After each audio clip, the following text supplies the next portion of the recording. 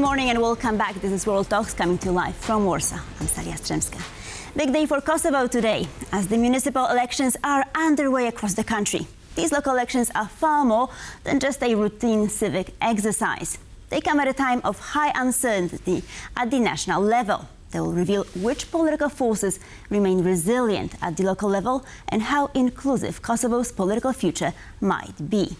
To discuss, I have Drilon Gashi, Chief of Mission, Consulate General of Kosovo in Warsaw, joining me right now. Good morning, sir. Thank you for joining us. Very good to be here. So let me start with getting a lay of the land when it comes to Kosovo politics.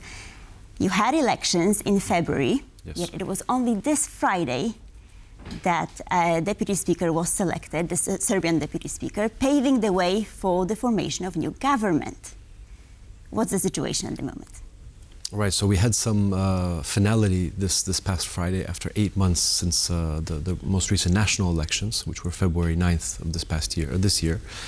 And really the main sticking point there was the election of the parliament speaker, who was successfully elected back in early September. However, then there was a bit of let's say, different views of opinion on the procedures with regards to electing deputy parliament speakers. Thankfully, the final of the 5 deputy parliament speakers was elected this past Friday from the Serbian community. And now, immediately afterward on Saturday, our president gave the mandate to the Prime Minister-elect, Albin Kurti, who will be returning as Prime Minister to form a government within the next 15 days. So with a 15-day opportunity to gather a majority for the next government. Mm-hmm. So the situation is still quite unstable, right? And, you know, how important are the local elections against this backdrop? I think that the local elections were always a part of the calculus also at the national level, and in terms of the relationships with the 3 major political parties. You know, their discussions at the national level perhaps might have been, you know, with a view towards how competitive they would be at the local level.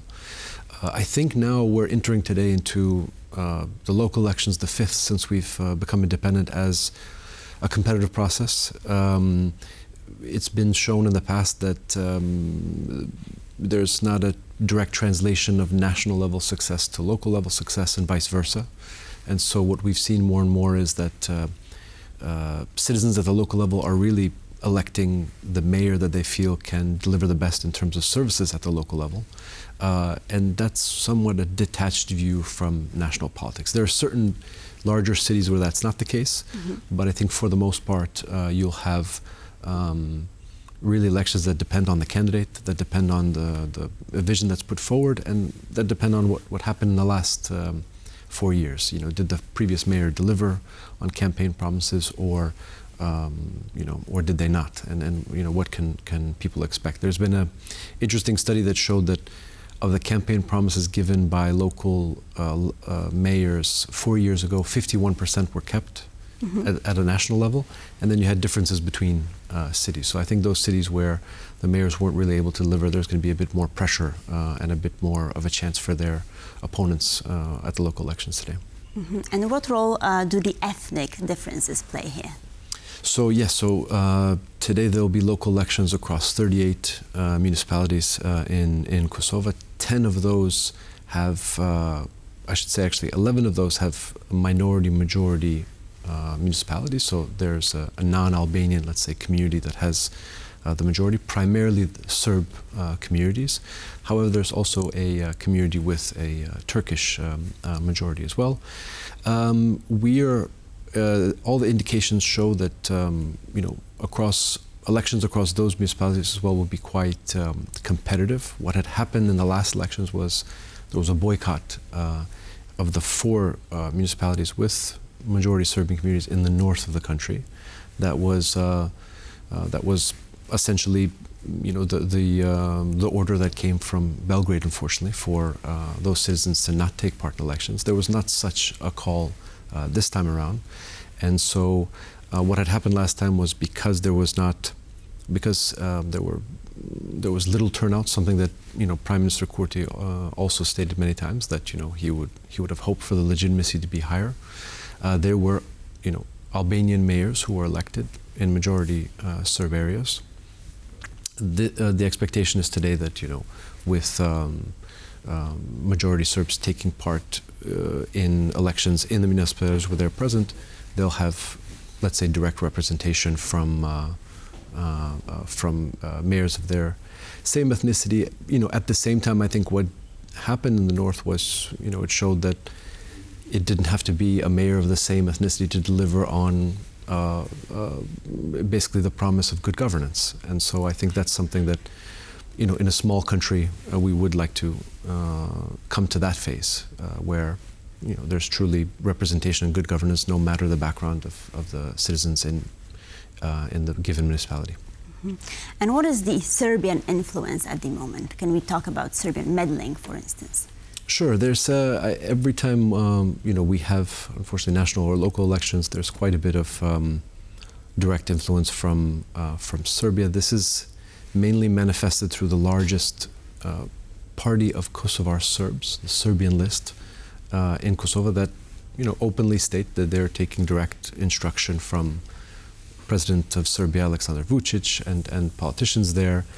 And so the pressure is, one, to not integrate within Kosovar institutions, is to undermine democratic procedures, and to present a reality of one where local Serbs are discriminated against, not included, not represented. That reality is not the case actually in Kosovo, but I think that is something that we hope to continue to dialogue with Serbia at the national level, and to say that the promise of the state of Kosovo was that all of its citizens would be part of it, and part of that process is working with Serbia so that any support for citizens of Serb origin in Kosovo is done through the means that have been foreseen. Support for education, cultural exchange, but not aspects that directly harm their integration in Kosovar society and institutions. Mm-hmm. So let's zoom in on the vote's legitimacy, right? Let me read out a headline from Balkan Insight. A decision to not grant accreditation to multiple Serbian language media outlets wishing to cover Sunday's local elections in Kosovo has sparked strong condemnations from NGOs and international community. So what is it all about? Right, so this was a case very recently where the Central Election Commission chose not to accredit certain Serbian language media and also Albanian language media as well. And so my understanding is there has been a appeal process and a way to adjudicate it so that these media are allowed to take part and oversee the elections.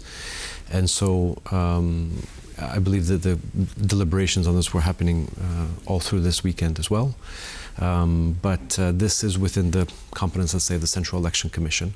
Mm-hmm. And so, the commission is formed of representatives of political parties. However, the let's say appeals body is able to kind of step in on this case, and I believe this is one of those where they indeed may decide to step in. Mm-hmm. And were there any extraordinary measures introduced to ensure the legitimacy of the vote, fairness, and perhaps? Right. So our elections, we OEC recently, through their mission in Kosovo, has stated that by their standards, everything is prepared for a free and fair election. Our elections, both at national level and local level, have scored quite highly in terms of fairness and legitimacy of the vote. So I think we continue to uphold that standard today and in any elections that come forward. Just to mention, today is the first round of elections, and then in the span of 2 weeks there will be a second round. For mayors to be elected, they will have to win more than half of the vote, and so oftentimes this will necessitate a runoff election. Mm-hmm. And are you expecting any unrest following the vote? No, I don't think so. I think the vote will be most competitive for the capital city, Pristina, where the three major parties all feel that their candidate has a legitimate shot to win, and then it'll be interesting to see what happens in the runoff there. There will most certainly be a runoff, but it's not so clear who the two parties will be that will be competing for leading the capital city, but that has, I would say, the most impact on national elections, and it's telling of the sentiment for supportive parties at the national level. Otherwise, I think that actually this will be more harmonious elections than the last time around because of the fact that all communities of Kosovo are taking part. And so we'll be eager to see the conclusion of a successful election this evening, tonight. And how much influence do these local authorities actually have? How much agency? They have quite a bit of agency. So Kosovo is a unitary country, so it's not a federal country, but there are only two levels of government: the central government and local municipalities. We have a law as of 2008, law on local municipalities, which provides a high level of decentralization, and particularly for municipalities that have Serb majority communities, the design was always that they would have the administration, economy, even certain cases, relationships and exchanges with Serbia in their hands within the municipality. And so that design of, let's say, broad decentralization applies to all 38 municipalities in Kosovo. So today you'll have the mayor directly elected, and as well as the municipal assemblies. And then they will work with national institutions in implementing laws, but they have quite a large range of duties within public utilities, infrastructure, even aspects of economic development, and of course education and other social services. Mm-hmm. And to what extent can this influence politics at the national level? Yes, I think it's a barometer for support for the three largest parties at the national level, and so there'll be elections in the 38 municipalities. To give your viewers a sense of the scale, we have three of the largest cities that have over 100,000 in population, and the others really have a range of 75 to 50,000, in the top 10. So much smaller scale, let's say, than in Poland or some of the countries in the region here, but important in the sense that the three largest cities are where national level parties will like to demonstrate the support they have for subsequent national elections. So going back to your primary question, the belief is now that Prime Minister-elect will be able to elect a government, but should he not be able to, we may see snap national elections. And so in that sense, the weight of what happens today and in the runoff becomes even more important to give a sense of what the outcome would be. Mm-hmm.